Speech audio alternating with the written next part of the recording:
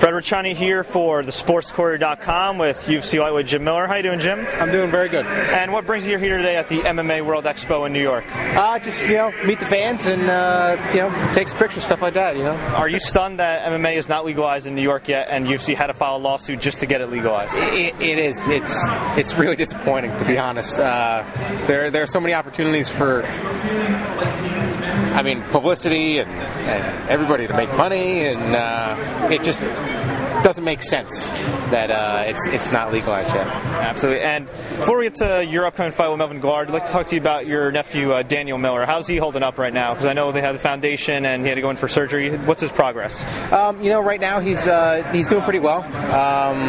He has to deal with stuff every day. And even this surgery that's booked a couple days after my fight is not the end-all be-all for him. It's still, just another hurdle for him.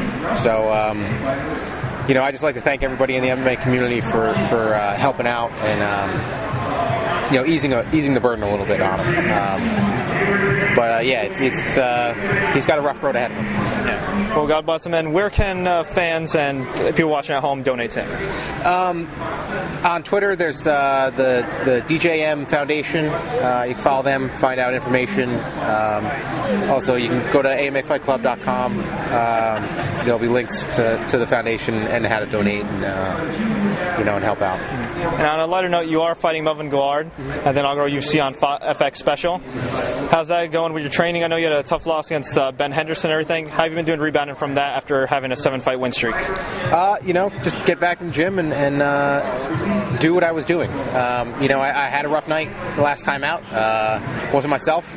And paid for it. So this time I'm trying to stay healthy and be my best when I step into the octagon. Yes. I'm getting ready. I'm excited about it. And as a fighter that's fought both Frankie Edgar and Ben Henderson, they are fighting at UFC 144 in Japan. Who you got in the fight? I can't count Frankie out. He's just tough as nails and we've seen him in a lot deeper water and deeper trouble than we've seen Ben, and he's come out of it. And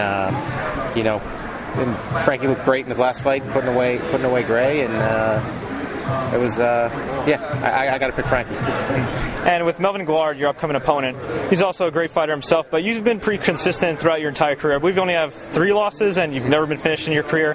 Melvin, it seems like every time he starts to go on a run, like the Joe Lozon fight, just falls off. How shocked were you to see him lose? Melvin is a dangerous fight for anybody at lightweight, and a majority of guys at 70s as well.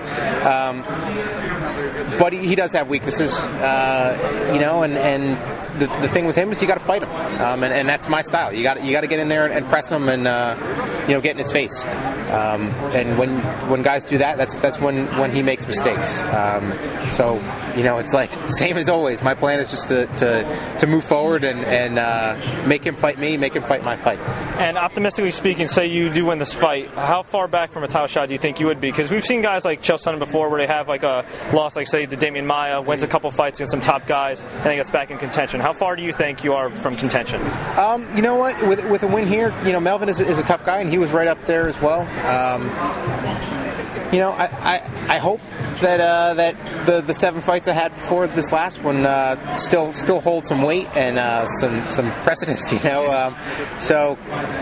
think another really good matchup, 1 or 2, and I'll be right back where I was. So. And we've been asking everybody this: what do you feel is the biggest story of 2011 in MMA? Because we've had a lot of stuff: the rise of Jones, WC merger, Strikeforce getting bought out. In your humble opinion, what do you think is the biggest story of 2011? I don't know. That's a tough one. Strikeforce being bought out, I think was pretty big news, and holds a lot of weight in the sport, in MMA. So that's pretty big stuff going on. Are you disappointed that Gilbert Melendez isn't coming into UFC now with the new Strikeforce Showtime deal? Because I know you did express in the past interest in wanting to fight him. I want to prove that I'm the best against the best guys in the world, and there will always be that doubt with somebody of his caliber being in another organization and not having crossover. So it's disappointing, but I'm sure down the road it's going to happen. You know, you just gotta wait it out. There's still some other fights that need to be sorted out and stuff like that. So. And I know you train with some of the great group of guys in AMA. Anybody under the radar right now you want to tell us to take a look at that might be on the come up? You know, with the announcement of 125s, our resident 125 pounder, Sean Shorty Rock Santella, he comes in and he keeps all the big guys on their toes, you know, and keeps up with everybody. So it's that's a guy that definitely you should keep your eye on, and you know, he should be one of the first guys in that division. And I'll get you out on this. How can I grow an epic beard like Jim Miller? Time. Just let it go. Don't listen to your wife when she says to cut it. She says she doesn't like the mustache. You just got to let it go. And where can your fans find you online?